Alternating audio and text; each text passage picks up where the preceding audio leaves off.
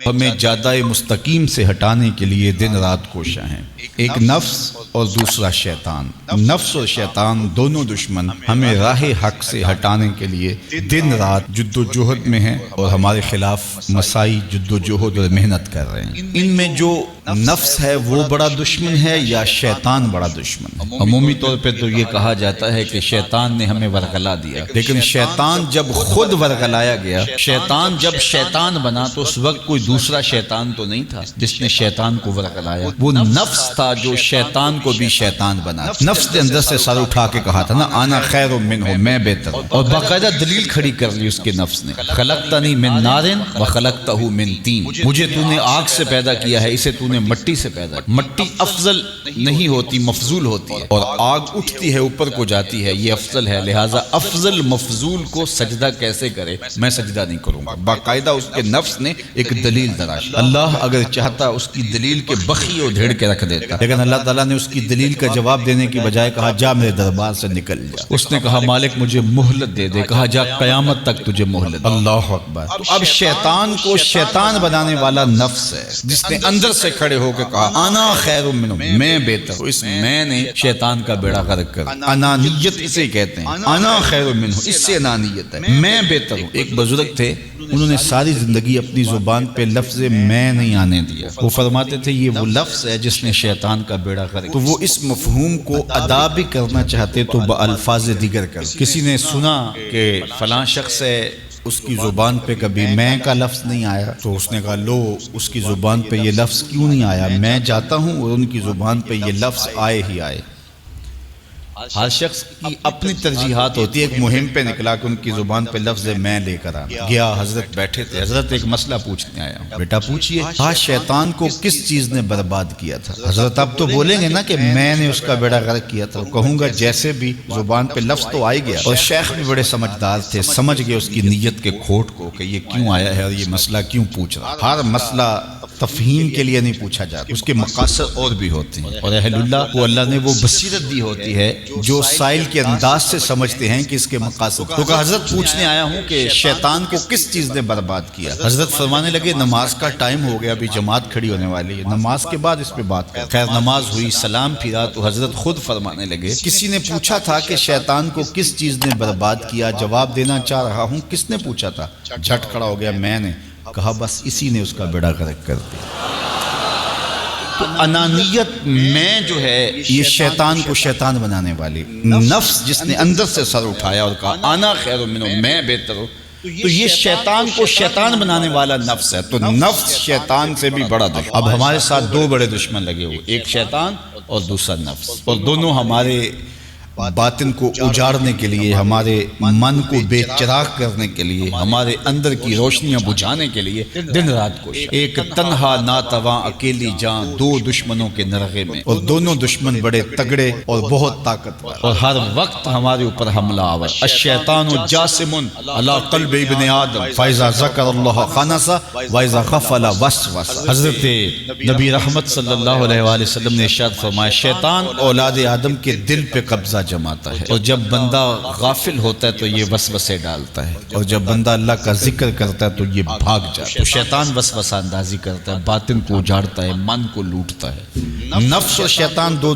بڑے دشمن تھے جو ہمیں جادہ مستقیم سے بہکانے کے لیے دن رات کوشاں تھے۔ اب اللہ کا کرم دیکھیے، اذا دخل رمضان سلسلت الشیاطین، جب ماہ سیام جلوہ فراز ہوتا ہے تو شیاطین جکڑ دیے جاتے ہیں۔ جو ہی ماہ سیام شروع ہوتا ہے، چاند طلوع ہوتا ہے تو شیاطین جکڑ دیے جاتے ہیں، پورا مہینہ وہ آزاد نہیں رہتے، جکڑ دیے جاتے۔ سلسلت الشیاطین، یہ جو مسجدوں کے دروازے کھل گئے، جہاں 1.5 صف ہوتی تھی وہاں 5 صف تراویوں میں ہیں، تو یہ شیطان کے بند جانے کی وجہ سے۔ لیکن مہنگائی کا طوفان ہے، بد نگاہی ہے، بد تہذیبی ہے، جھوٹ ہے، دیگر امور بد بھی جاری ہیں، یہ نفس کے موجود ہونے کی، نیکی کا ماحول پیدا ہوا یہ شیطان کے بند جانے کی وجہ، لیکن ہماری برائیاں بدستور موجود ہیں یہ نفس کے موجود ہونے کی وجہ سے۔ اب ہمارے لیے آسانی یہ ہو گئی کہ دو دشمن تھے جن کا ہمارے سے مقابلہ تھا، ایک نفس اور دوسرا شیطان۔ ہمارے لیے یہ سہولت ہو گئی کہ ہمارا ایک دشمن باندھ دیا گیا، اب دشمن ایک ہے جس سے ہم نے ماہ سیام میں، اور وہ دشمن کون سا ہے؟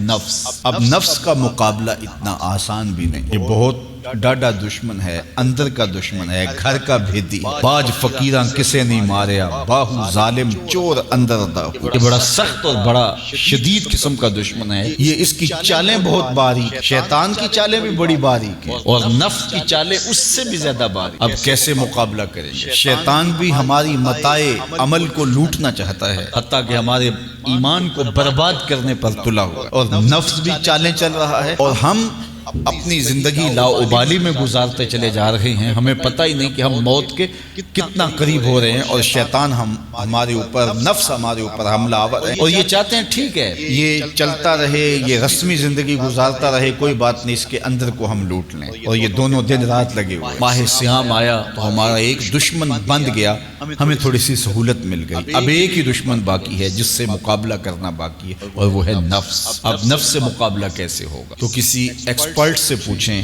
کہ جناب نفس ہے، ہم کمزور ہیں، شیطان دشمن ہمارا بندہ ہوا ہے، دو محاذ کھلے تھے تنہا جان کے لیے، ایک محاذ بند ہو گیا، اب ایک ہی محاذ ہے، مقابلہ کرنا ہے تو کیسے کرنا؟ اللہ اکبر۔ تو ہم اقبال کی بارگاہ میں عرض کیا کہ آپ بتائیے۔ وہ کہنے لگے میں آپ کو اپنے مرشد مولانا رومی کے پاس لے جاتا ہوں۔ رومی کے پاس اقبال لے کر کے گئے تو رومی نے کہا کہ میں آپ کو ایک اور شخص کا پتہ بتاتا ہوں، اور وہ اتنا کامل ہے اور اس شعبے میں اس قدر ایکسپرٹ ہے، اس نے کہا ہفت شہر عشق را اتار گش ما ہنوز اندر خم یک پوچا۔ عشق کے ساتوں شہر حضرت شیخ فرید الدین اتار گھوم چکے ہیں، اور ہم پہلے شہر کی پہلی گلی کے کونے میں کھڑے ہیں، یعنی اتنا بڑا شخص شیخ فرید الدین علیہ رحمہ۔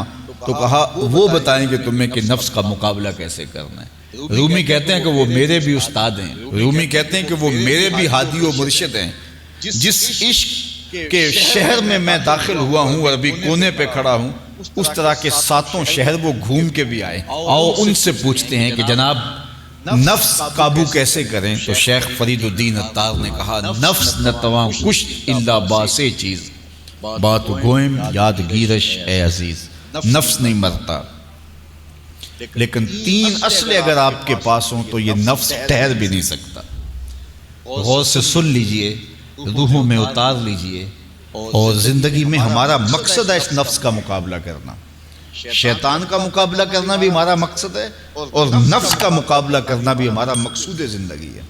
ساری زندگی فریب میں ہم میں نہیں گزارنی، زندگی تیزی کے ساتھ گزر رہی ہے اور ہم آغوش موت میں اترنے والے ہیں۔ تو یہ ڈاڈے دشمن ہماری متاع عمل لوٹ رہے ہیں، ہمارے کیے ہوئے عمل کو عجب سے، تکبر سے، ریاکاری سے برباد کر دیتے ہیں، ہمیں پہلے عمل کی طرف جانے نہیں دیتے، پھر عمل کے اندر وسوسے ڈالتے ہیں، پھر عمل ہو جائے تو اس کو پھر برباد کرنے کی کوشش کرتے ہیں۔ کتنے ڈاڈے دشمن ہیں جن کے درگے میں ہم پھنسے ہوئے ہیں۔ تو پھر ہمیں کوئی بندہ مل گیا ہے جو بتا رہا ہے کہ جناب اس کا مقابلہ ایسے کریں گے، تو پھر اس کی سن لیں ہم اور غور کر لیں اور اپنے اندر اتریں۔ تو شیخ فرید الدین اتار ہمیں بتا رہے ہیں، تو سنیے وہ کیا کہہ رہے ہیں۔ نفس نتواں کشت الا باسے چیز، نفس نہیں مرتا، یہ بڑا ڈاڈا ہے، لیکن تین اصلیں اگر آپ کے پاس ہوں تو یہ ٹھہر بھی نہیں سکتا۔ وہ تین اصلیں کون سے ہیں؟ خنجر خاموشی و شمشیر جو، نیزائے تنہائی و ترک ہجو۔ ایک خاموشی کا خنجر، دوسرا بھوک کی تلوار، اور تیسرا تنہائی کا نیزہ۔ یہ تین اصلیں تمہارے پاس ہوں تو پھر نفس ٹھہر بھی نہیں سکتا۔ خاموشی کے خنجر سے نفس پہ وار کیا جا سکتا ہے۔ میرے اور آپ کے آقا و مولا نے فرمایا من سامتا نجا، جس نے خاموشی اختیار کی وہ نجات پا گیا۔ ہماری زندگی کے جتنے بھی برے اعمال ہیں ان میں سے سب سے زیادہ برے اعمال ہماری زبان کرتی ہے۔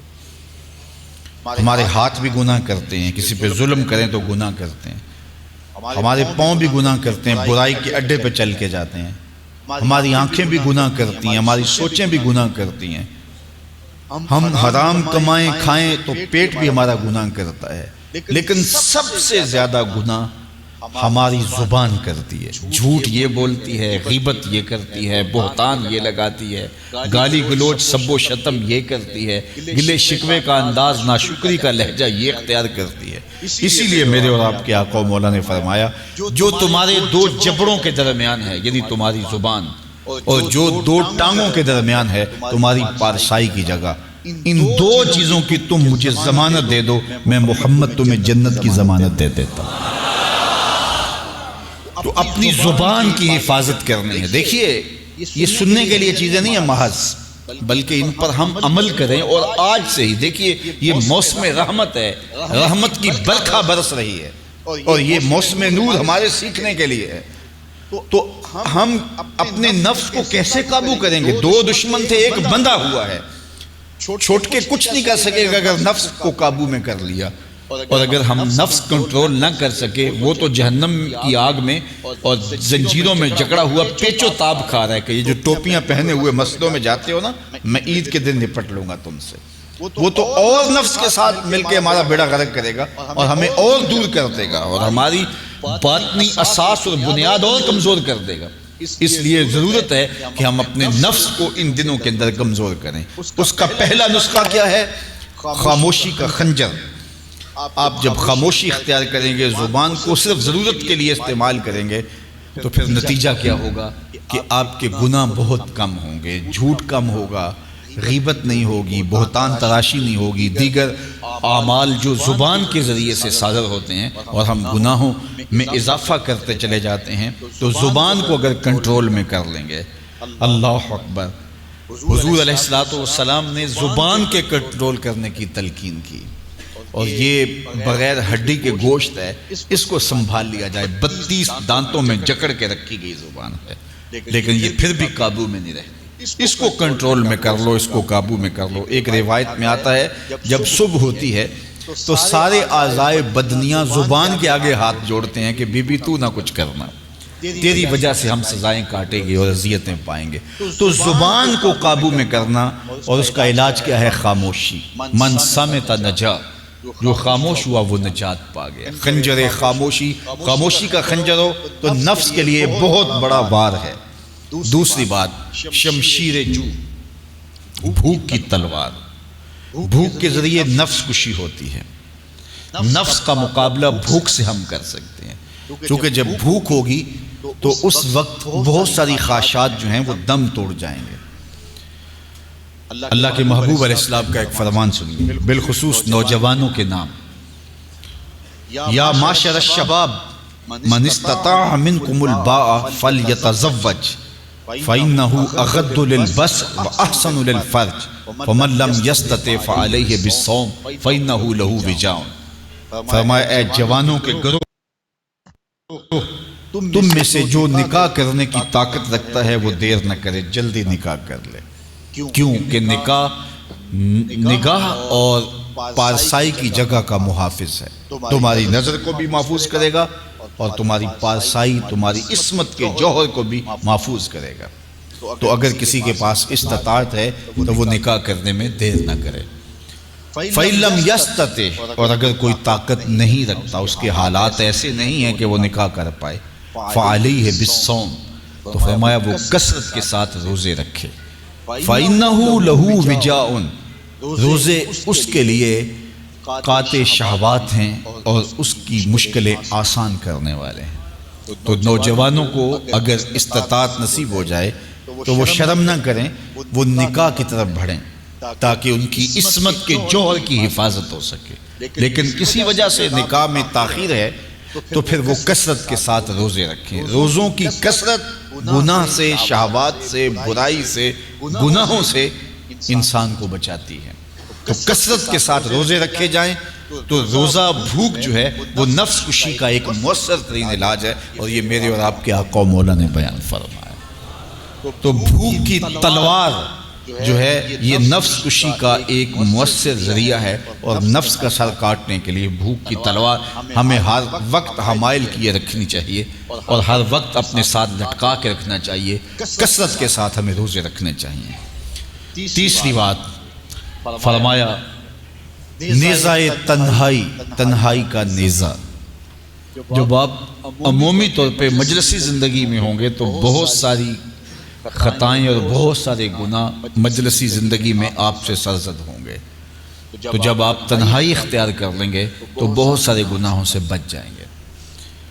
حضرت شاہ نقشبند بخاری علیہ رحمہ فرماتے ہیں کہ فقیر کے لیے سب سے بہتر جگہ اللہ کا گھر مسجد ہے، یا پھر کامل شیخ کی صحبت ہے، یا پھر تنہائی ہے۔ چوتھی جگہ سوائے ہلاکت کے اور کچھ نہیں ہے۔ العافیۃ فی العزلہ، عزلت میں، تنہائی میں عافیت رکھی گئی ہے۔